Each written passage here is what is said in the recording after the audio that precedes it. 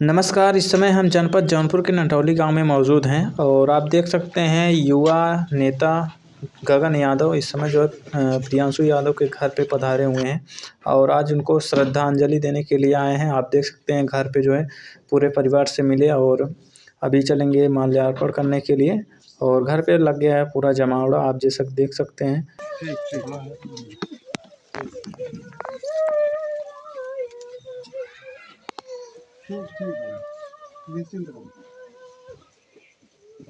और अब गगन यादव चलेंगे प्रियांशु यादव की माताजी से मिलने के लिए और अभी देख सकते हैं उनका रो रो कर बुरा हाल है।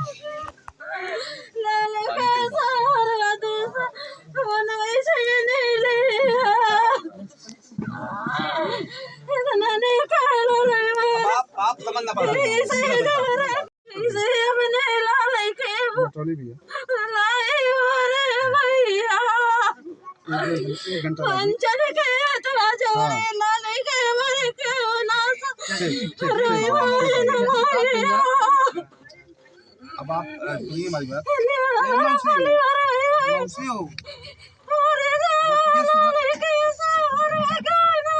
अरे आपसे हम लोग बात करने आए हैं ना, आप चुप रहिए, बात कर सुनिए हम लोग मेरे। आप शांत रहे।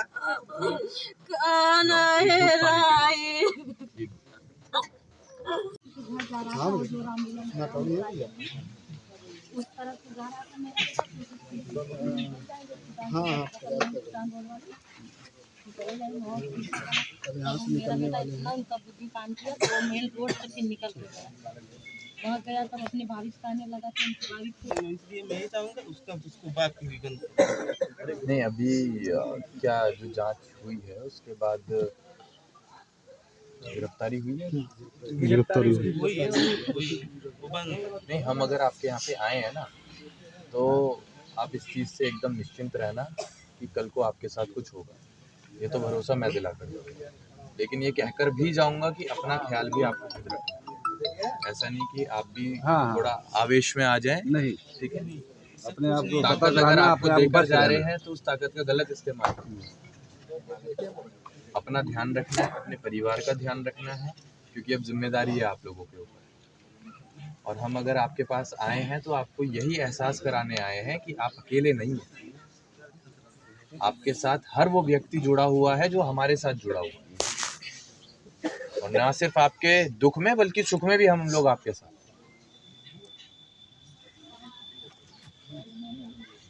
थोड़ा सा संभल कर चलना, और हमारे लायक कुछ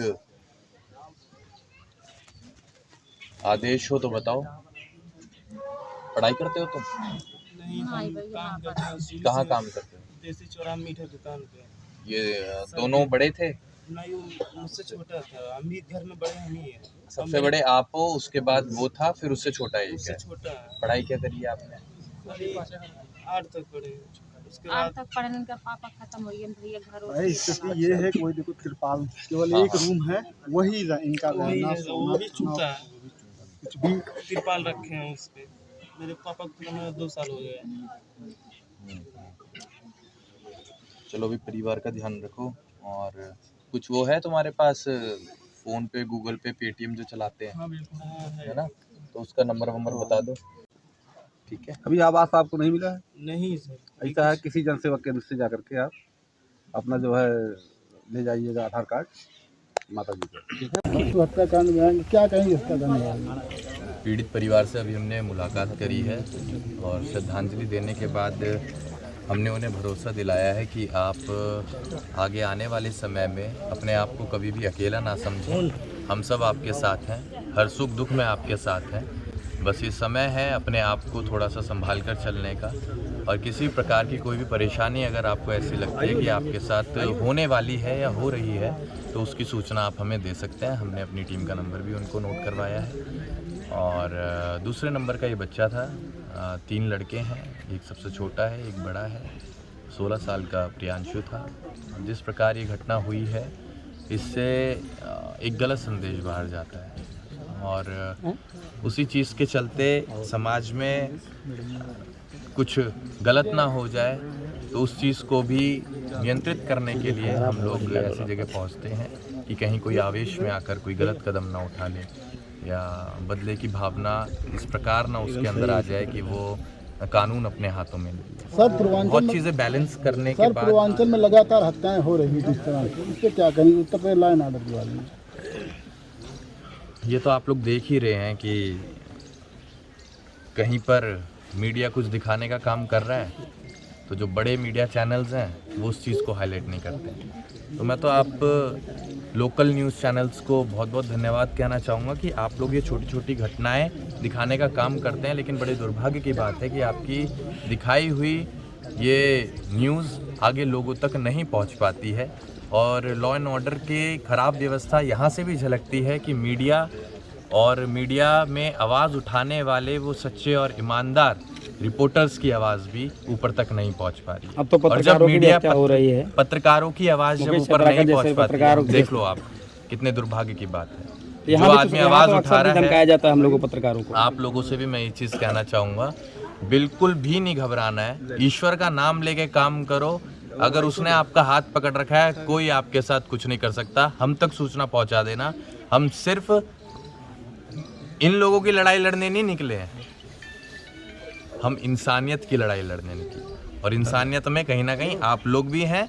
तो आप लोग ईमानदारी से अपना काम कीजिएगा। कोई भी परेशानी अगर आपको ऐसी लगती है कि आपके साथ होने वाली है या हो रही है, आप हमें बताएं। अगर हम खड़े ना मिले आपके साथ तो उस दिन आप एक माइक एक व्यक्ति कम कर सकता है, एक रिपोर्टर कम कर सकता है हमारे सामने। गगन जी, अभी परिवार से आप बातचीत कर रहे थे तो जो प्रियांशु का भाई है वो ये बता रहा था कि आरोपी का जो पिता है वो अभी इन्हें परेशान कर रहा है, इनके परिवार को कहीं आ जा रहे हैं तो उनको घेराबंदी कर रहा है, इस तरीके की देखिए चीजें अब भी तक बात का कर हाँ कहा उसने। अब तक का देखो मुझे नहीं पता था कि क्या चल रहा है क्या नहीं चल रहा है।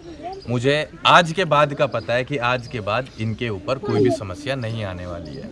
अगर आएगी तो नंबर हमने लिखवा दिया इन्हें, फिर उस समस्या का समाधान भी हम निकालेंगे और उसका सामना भी हम ही करेंगे। इनकी सुरक्षा के लेकर आप प्रशासनिक तौर पर कुछ बातचीत करेंगे या फिर आप कहाँ से सुरक्षा कर पाएंगे इनकी? सुरक्षा तो आज की तारीख में किसी को नहीं मिल पा रही, इन्हें तो तब मिलेगी। आम इंसान को तो तब मिल पाएगी। सुरक्षा किसी को नहीं मिल पा रही। हम तो हर व्यक्ति को यही बताने का काम करते हैं कि आपको स्वयं अपनी सुरक्षा करनी पड़ेगी। इस सरकार में आपको स्वयं अपनी सुरक्षा करनी पड़ेगी। कोई दूसरा व्यक्ति आपके लिए खड़ा नहीं होने वाला है, कोई आपकी लड़ाई नहीं लड़ने वाला है। आपको स्वयं अपनी लड़ाई को खुद लड़ना पड़ेगा। क्या आपको लगता है कि सरकार सुरक्षा नहीं कर पाई लोगों की?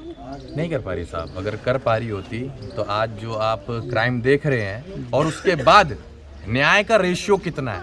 एक तरफ घटना हो रही है और घटना होने के बाद किसको इंसाफ मिल रहा है, न्याय मिल रहा है। आप एक बार रेशियो निकाल कर देखें, आपको पता चल जाएगा कि सरकार सुरक्षा देने में सामर्थ्य रखती है या नहीं रखती। गगन जी, आप पर भी आरोप लग रहे हैं क्योंकि आप थोड़ा समय से पूर्वांचल में सक्रिय हो रहे हैं, तो लोगों को ये लग रहा है कि गगन जी आते हैं और भौकाल बनाकर यहाँ से चले जाते हैं। यार ये आपके जाने के बाद ये चीजें सामने आती हैं, तो क्या कहेंगे आप? ये आप एक भौकाल बात है या बताओ। फिर आप सक्रिय जो हुए हैं उसमें काम भी कुछ कर रहे हैं? राजनीति एक ऐसा विषय है जहाँ पर अच्छा काम भी करोगे ना तो दाग लगेगा। और हमें कौन क्या कहता है इससे फ़र्क नहीं पड़ता। हमें फ़र्क पड़ता है कि जिसके दरवाजे पर हमने दुख के समय में पैर रखा वो हमारे बारे में क्या सोच रहा है, क्या समझ रहा है।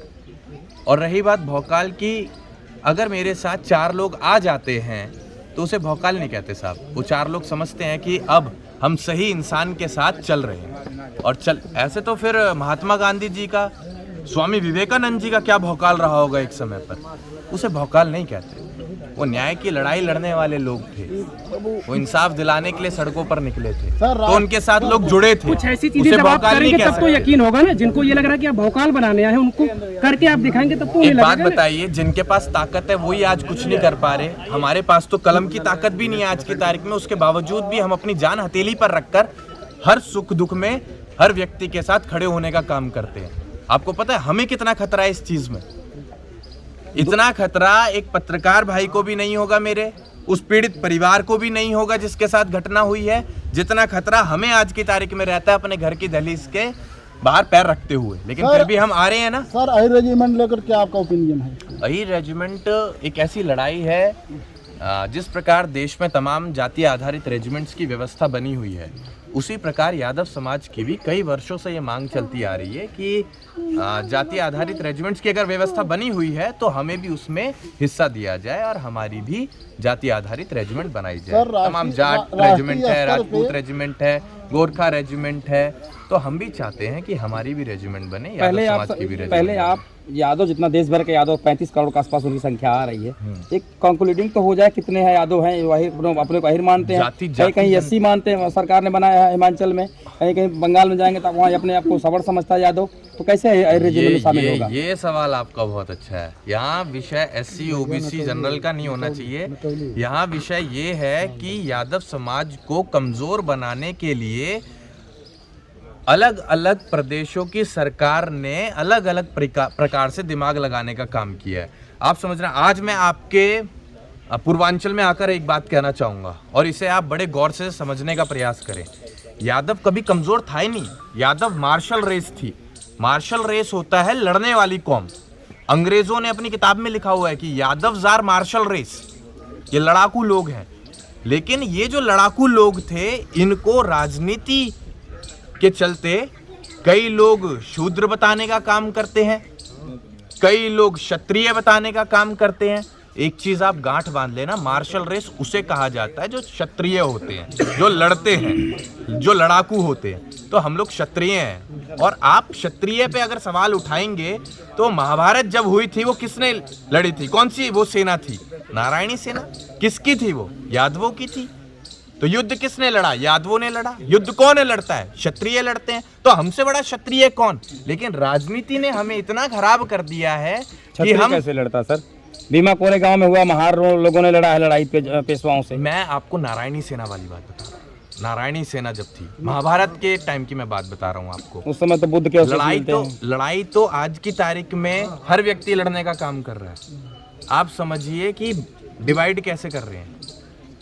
यहाँ मैं एक ही आइडियोलॉजी सबको देने का काम करता हूँ कि आप लड़ाकू हैं, ठीक है, लेकिन कृष्ण क्या कहता है? कृष्ण कहते हैं ना क्षत्रिय, ना स्वर्ण, ना शूद्र, ना वैश्य। हर व्यक्ति के अंदर ये चारों गुण है। हर व्यक्ति के अंदर ये चारों गुण है। आप जब स्कूल जाते हैं, कॉलेज जाते हैं, पढ़ाई करते हैं तो आप अपनी बुद्धि का इस्तेमाल करते हैं तो आप बन गए स्वर्ण।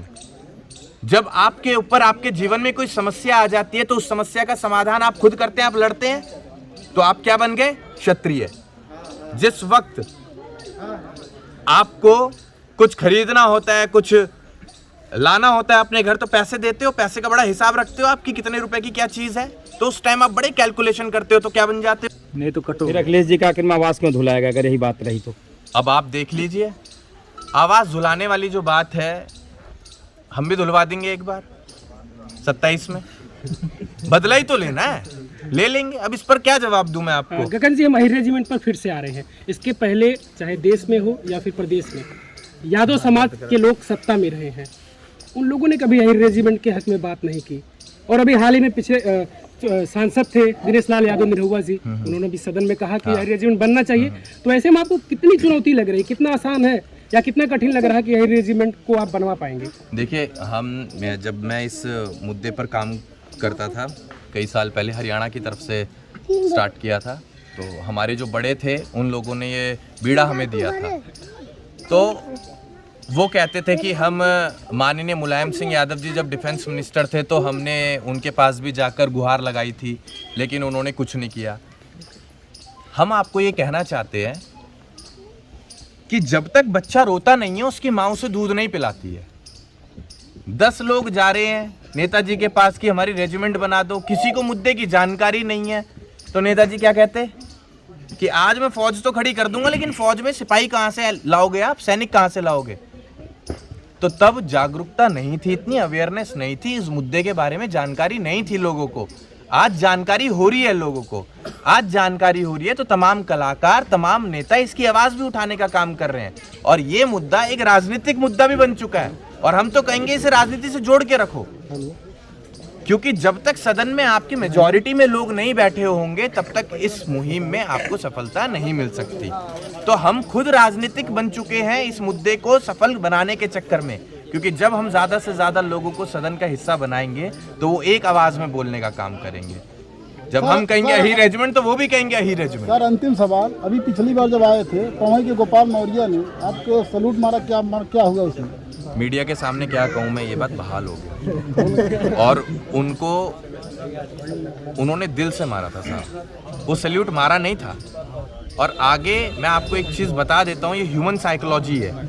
जिस व्यक्ति ने पूरी ज़िंदगी अपनी निकाल दी हो एक जगह नौकरी करके और अपने बड़े अधिकारियों को, नेताओं को सल्यूट मार मार के, तो वो व्यक्ति भूल चुका था कि जब सामने से कोई आदमी आ रहा है, ठीक है, और इतना बड़ा उसका काफिला है, तो अचानक से उनका भी पैर उठ गया, अचानक से उनका भी हाथ उठ गया। तो ये एक गलती से उनसे सल्यूट हुआ था, लेकिन इस गलती को हम कभी भी खराब नहीं जाने देंगे। हम उनको भरोसा दिलाते हैं और ना सिर्फ उनको, पूरे विभाग को हम कहना चाहते हैं कि आपका मारा गया सल्यूट गगन यादव कभी व्यर्थ नहीं जाने देगा। आज मौर्य जी आपने मारा था, तमाम जो पुलिस में सेवा दे रहे हैं उन लोगों के लगते हैं सल्यूट, लेकिन वो वीडियो में कैप्चर हो गए थे। लेकिन कल को अधिकारी भी मारेंगे, ये भरोसा हम आपको दिला कर जाते हैं, और लगेंगे सल्यूट ज़रूर लगेंगे, क्योंकि हम आप लोगों की लड़ाई लड़ने के लिए निकले हुए हैं।